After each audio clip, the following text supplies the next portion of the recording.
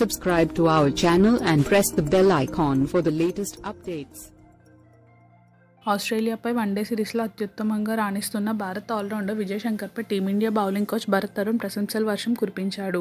5 వన్డేల సిరీస్లో ఇప్పటికే 4 వన్డేలు ముగియగా ఆఖరి వన్డే ఢిల్లీలోని ఫిరోజ్ షా కోట్లా వేదికగా బుధవారం మధ్యాహ్నం 1:30 గంటల నుంచి జరగనుంది. ప్రస్తుతం సిరీస్ 2-2తో సమమవగా విజేత నిర్ణయాత్మక ఆఖరి వన్డేపై ఆసక్తి నెలకొంది.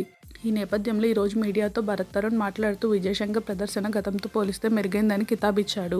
విజయ్ శంకర్లో ఆత్మవిశ్వాసం పెరిగింది. అతను ఇప్పుడు ఏ స్థానంలోనైనా బ్యాటింగ్ చేసేందుకు సిద్ధంగా ఉన్నాడు. అవకాశం దొరికిన 4, 6, 7 స్థానాలు ఇప్పటికే సత్తా చాటాడు.